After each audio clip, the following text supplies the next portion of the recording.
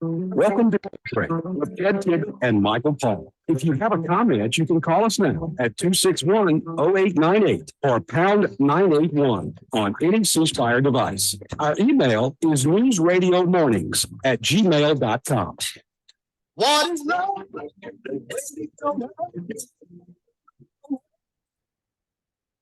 7:16. What is love? We're talking about chains and silk shirts and okay. So the man, the myth, the legend is with us this morning, and so I think he was listening, Ted, because we were hooked up, and I could see him over there on the Zoom call dancing. Actually, like he really was into the Bee Gees and all that stuff. So it looks like he was a puka bead wearing, silk shirt, high heel shoes kind of guy. Gene, good morning. I started listening to this and I started ripping the shirt off, grabbing another coffee, and I said, I just can't wait. What a privilege it is to have you here with me this morning, gentlemen. Let me tell you that was it's funny how sometimes when you have something like the Saturday Night Fever craze and the sort of disco craze that happened back, I guess we would say probably in the late to middle to late 70s, somewhere in there it all started. And for just about 3 to 5 years, everybody was just doing the same thing. They were all out there wearing that. Did you wear those silk shirts? Well, there was a phase going back to the 70s when the silk shirt was the crave. And I would guess for a period of 5 to 7 years, it was more in than out and considered the standard. We drifted away from it after Vietnam, post-Vietnam era. Things were changing in the country. I think a lot of the fashion, not to mention the music, was changing. So it became a crave that, like you said, that came and went. Hey, I've got something for you. Okay. If someone says thank you to you, what do you say? You're welcome. No, not with the Gen Z, Gen X. It's of course. You make a note this weekend when you're at the restaurant and you say thank you to the person who presented you the meal or the bill or whatever they did. Say thank you. They say, of course. All of a sudden, I'm saying to myself, I didn't say thank you to you for you to say, of course, back to me, as if you expected me to say thank you. Of course. No. It's a gracious response that generates your cultural training to say, well, you're welcome, sir or ma'am. And I don't know what's gotten into this Gen Z millennial crowd that think, well, of course you better say thank you to me because I deserve it. You even deserve to have someone say thank you to you like you deserve to sit home on the couch and get a check every month instead of going to work. What is this going on? Which is exactly what's going on. We understand that. But the other thing that bugs me, I don't know what it is about this, but it sort of bugs me. And that is when you say something to somebody, like you make a comment about something like, man, the weather is so bad today. And they say, right. Yeah, of course. Yeah. There's no cognition of being able to step out and talk about the weather. Like I heard you talking about rainy and cloudy and overcast in Biloxi. I'm a few miles away in Pensacola. Well, it's not here yet. It's about 68 degrees and it is cloudy, but we haven't gotten the front you have there in Biloxi yet. How's that for a response? Not right. So, I think we are in just a weird cultural time right now where weird are happening because of the bizarre way that the left has put on us about, if you're a man, you can be a woman. And, they don't just take it to that level like, okay, so a man can be a woman. Okay, well, maybe you can have surgery and maybe you can kind of, appear to be a woman. You're still a biological male, but they want you to believe, they want you to suspend your common sense, and they want you to agree that they can have a baby, that they can have a period, that they can, I mean, this is just nuts. And I refuse to agree with it. And I'm not going to work today because you've just upset my emotional stability. You've emotionally broken my heart, Michael. I think I'm going to stay home and not work today. But I do expect to be paid. Well, you will. Don't worry about that. That will be coming at some point in the Dems won't forgive the Republicans for bringing us Donald Trump, but the Dems do forgive China for bringing us COVID. Well, can our Democrats continue to spin this narrative, or will these Democrats continue to believe this is a damaging narrative? What's the future, Michael? So look, I mean, we already knew this. We're starting to find out now that that there was actually, I mean, we've got the records now, the bank transactions between China and Hunter Biden, or maybe not Hunter, I don't know. It's unclear to me where all the money went, but we know that it went to accounts that belong to Biden family members. So all the about that this was Russian disinformation is actually now being proven with real bank records that they're taking money from China. So, I mean, where do we go from here? What happens now? Can we say that the Biden family is a crime family? I don't know. Well, Congressman James Comer, Republican from Kentucky, is head of the House Oversight Committee, and new records are coming out every day with the help of the Treasury Department that's telling the banking institutions to release these banking records you referred to on the Bidens, which funneled millions of dollars into what's called influence peddling. When Ivanka Trump was selling handbags in China, her husband was not yet a president, yet the media jumped on board with her relationship with China. They were Trump kills some hotel deals he was about to put together because of the appearance that such a relationship would be bad for his presidency.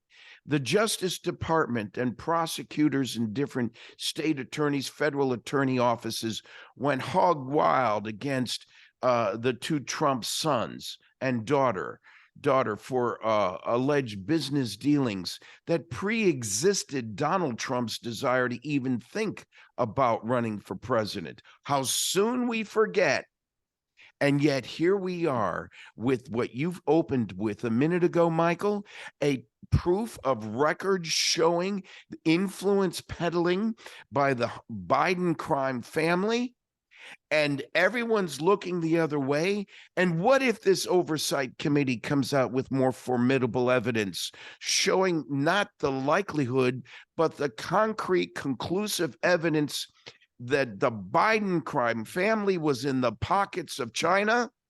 Who's going to have the chutzpah to take the initiative to file criminal charges against Joe Biden and the Klan? Who's going to bring them to justice and when? The Constitution speaks to this.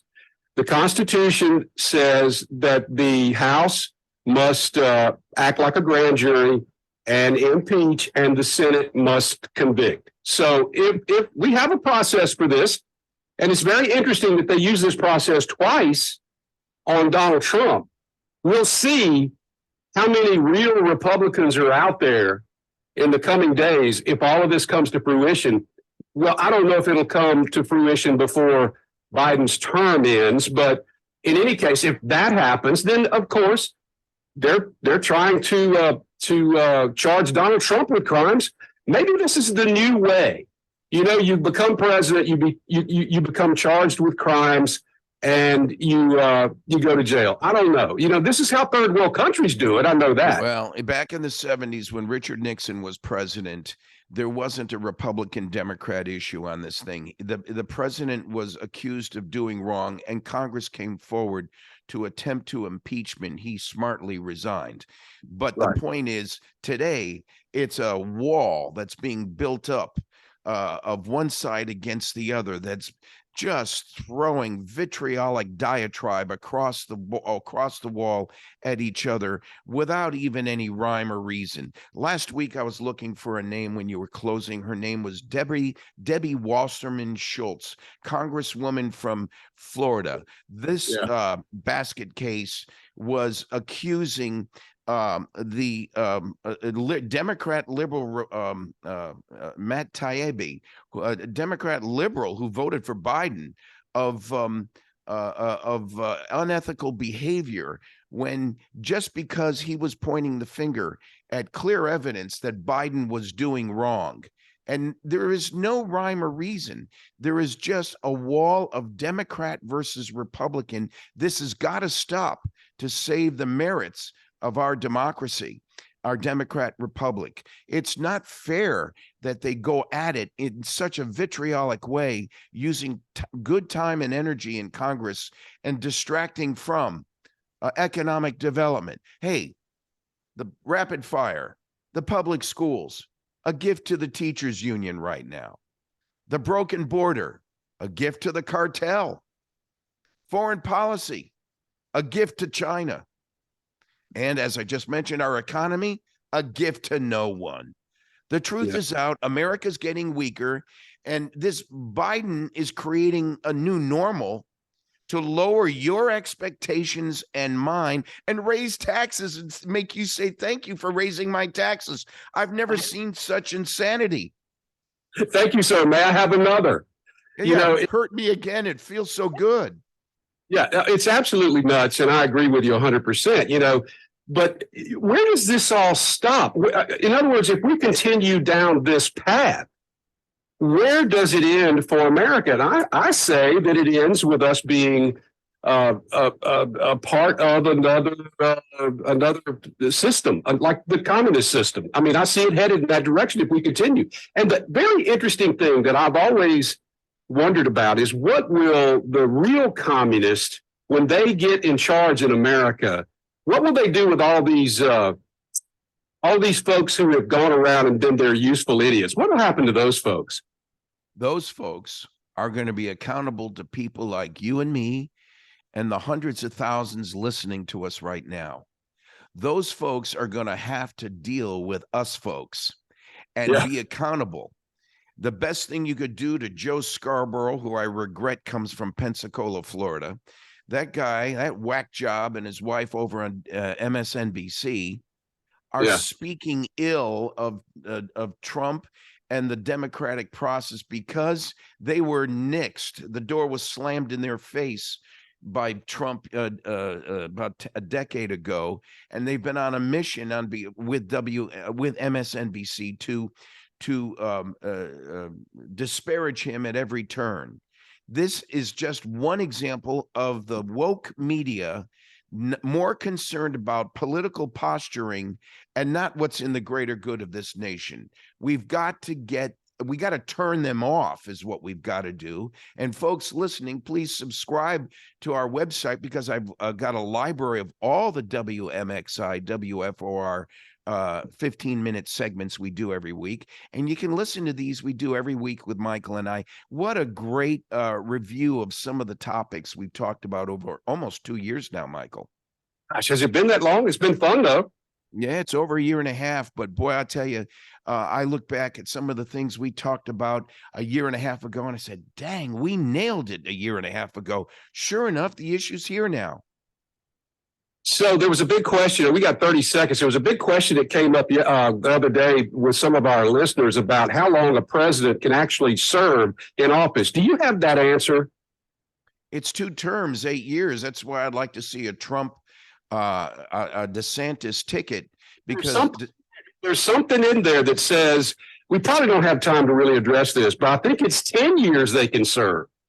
So that's the maximum time, I believe, that a president can serve. So he would have to take over for another president, less than 2 years left, right?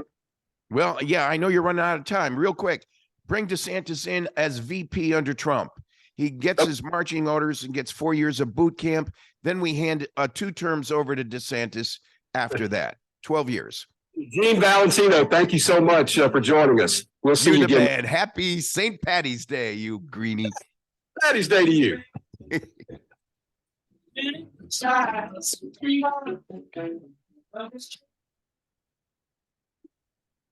Fox News. I'm Chris Foster. The White House is condemning what it calls an attack on President. Hey, that was Biden's- good. Good job, brother. I enjoyed that. What was I going to say? Oh, did you get that? Did you ever get that email I sent you? Just that little couple. I did. And I did. And I responded last night saying, I'm going to give you a narrative today that I think you might be able to use. All right. I'll see you soon. It'll be a back and forth with us a few times to get it polished. Sure. All right. See you. Bye.